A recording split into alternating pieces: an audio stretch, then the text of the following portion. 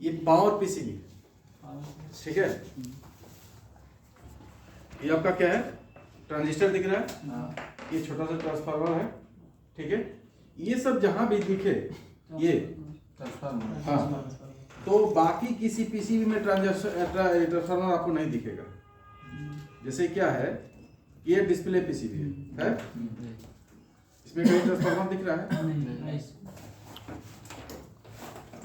ये कौन पीसीबी है? की पीसीबी है। ये सब किस चीज का पीसीबी है? कूलर का पीसीबी है, ठीक ना। तो इसमें कहीं ट्रांसफार्मर है? ट्रांजिस्टर है? इसमें नहीं है, नहीं है। यहाँ पे क्यों?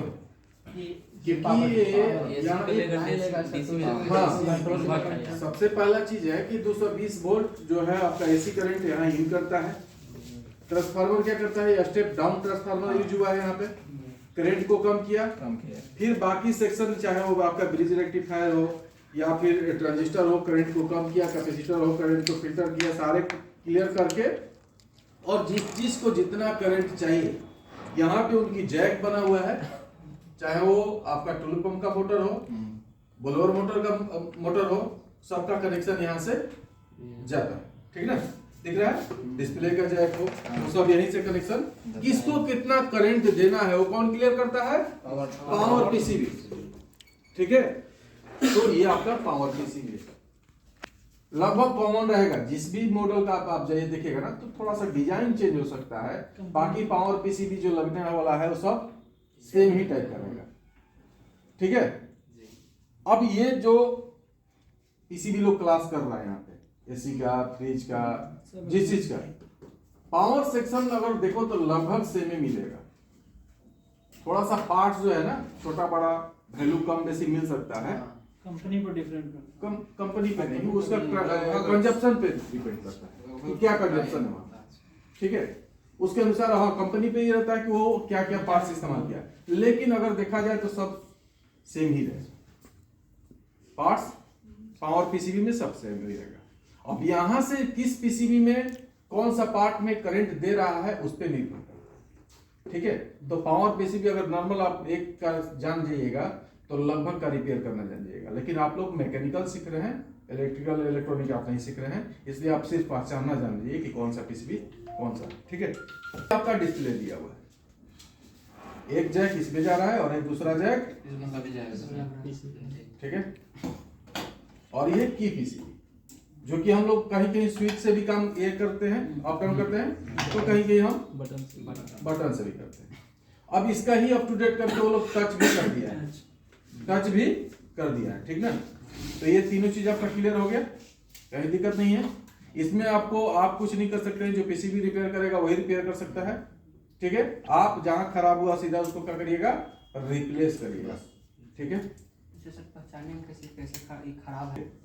सबसे पहला चीज कि हम कैसे पता करें कि हमारा मोटर खराब है या इसको जो करंट दे रहा है वो खराब है, ठीक है। तो यह दो तरीका, पहला कि हमारे पास दूसरा मोटर अगर है तो हम लगा के चेक कर लेंगे। दूसरा तरीका क्या है, यहां पे करंट आउटपुट हो रहा है कि नहीं, उसके अनुसार अगर करंट आउटपुट हो रहा है तो हमारा ठीक है, मोटर में प्रॉब्लम, ठीक है। आउटपुट नहीं हो रहा है मतलब पीसीबी खराब है, कोई दिक्कत नहीं। अब ये क्या है, रिमोट, ठीक है। जब लोग पावर पीसीबी इस्तेमाल करता है ना तो सोचता है कि कुछ ऐसा फंक्शन दे दे कि कूलर का दाम भी बढ़ जाए, कस्टमर भी इसके प्रति ज्यादा अट्रैक्टिव हो जाए, और रिमोट से बढ़ गया तो लगेगा हाँ रिमोट वाला कूलर है, रेट भी उसका सुविधा, हाँ रिमोट भी उसका फंक्शन, जितने फंक्शन बढ़ेगा मतलब रेट उसका बढ़ेगा, ठीक है। अब ये रिमोट है हमारा, तो आप लोग रिमोट देख सकते हैं। रिमोट का काम क्या है, जो हम यहाँ स्विच से, बटन से, रोटरी स्विच से कर रहे हैं वो सीधा हम रिमोट से काम ऑन ऑफ कर लेंगे, फैन तो आप स्विच से कर रहे हैं वो चीज आप रिमोट से करिएगा, क्लियर है। चलिए अब हमारा चलता है क्या है, ब्लोअर मोटर, जिसको मेन मोटर बोलते हैं, जिससे हमको हवा मिलता है। दूसरा एक और मोटर दिख रहा है, ये यहाँ पे लगा हुआ रहता है, और यहीं पे पाइप लगता है। इस पाइप के माध्यम से कहाँ पे पानी जाता है, आप लोगों को बताए थे ऊपर किस पार्ट में, वाटर डिस्ट्रीब्यूशन ट्रे में। ये पाइप सीधा ऊपर जाएगा और वाटर डिस्ट्रीब्यूशन ट्रे में पानी गिरेगा और वो पानी चारों तरफ कभी पानी नहीं गिरता है कूलर। जिस साइड में घास होगा, घास होगा, पैड होगा, उसी साइड में पानी गिरेगा। बाकी आगे गिरता है क्या कभी पानी? आगे अगर गिरता है तो प्रॉब्लम है। बीप कर रहा है, क्या बोल रहा है सर? बॉडी उसका प्रॉब्लम, बॉडी डैमेज है। ठीक है, ये आपका कौन सा मोटर है? वाटर मोटर बोल सकते हैं, टूलू पंप बोल सकते हैं, सबमर्सिबल मोटर बोल सकते हैं। और सबसे बड़ा चीज इसमें इंपॉर्टेंट चीज क्या है कि ये जल्दी खराब नहीं होता है। ये बोल देख रहे हैं, आपके घर में जो लेडीज लोग हैं या फिर झाड़ू लगता है तो बाल डस्ट क्या होता है वो सब टंकी में जाता है। और ये वो पानी, जब टंकी में पानी है वो कहा जाता है इसके अंदर में रिसाइकिल होते रहता है। ठीक है, ये पानी फिर क्या जाएगा ऊपर, ऊपर से फिर नीचे गिरा, फिर इसमें, तो उसका कचरा जो होता है ना वो यहीं पे फंस जाता है। और ये इसका जो फंसने वाला है ना, इसमें जाके देखिए यहाँ पे आपका ये भी खुलेगा, ठीक ना, तो यहाँ पे क्या होगा, इसमें जाके फंस जाएगा। ठीक ना, ये यहाँ से खुलेगा,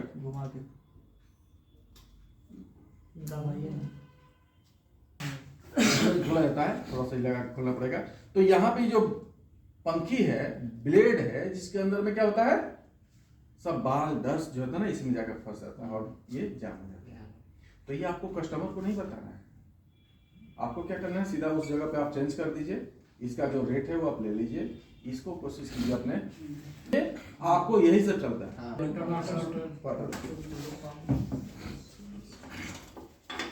क्या है,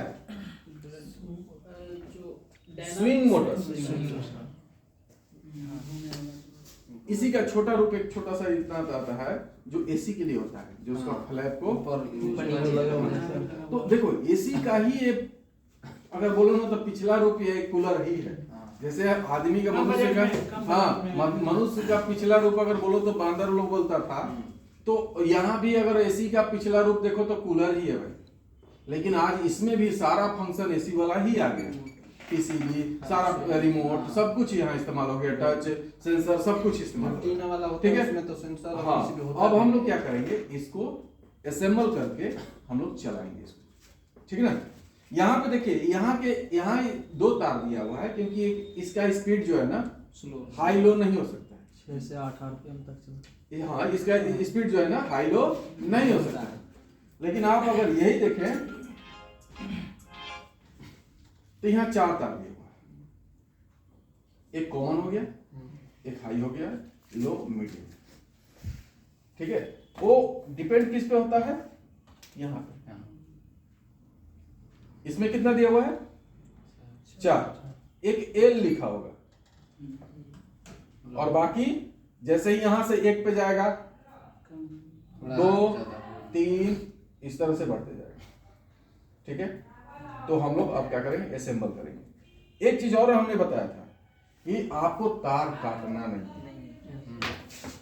देखो ये जो तार है ना, आप इसको कुछ कर सकते हैं। ये 3 गो जो है ना, इसको कभी काटिएगा नहीं। देख रहे हैं, एक तरफ से लॉक वायर सोल्डिंग तो ये रंगा तो लगाया हुआ है, सोल्डर वायर लगाया हुआ है, लेकिन एक तरफ से लॉक बना हुआ है। ये इसके अंदर में जाएगा ना तो फंस जाएगा, और जब तक इधर से कुछ डालिएगा नहीं पिन, ये निकलेगा नहीं। तो आप पूरे नहीं निकलेगा तो काट दीजिएगा, कभी काटना नहीं है भाई, जैसे निकालना है आप निकालो। ठीक है ना, नहीं तो काटिए तो क्या होगा, बॉडी में करंट पानी के संपर्क में जाएगा और बॉडी के करंट आना है। ठीक है, चलिए।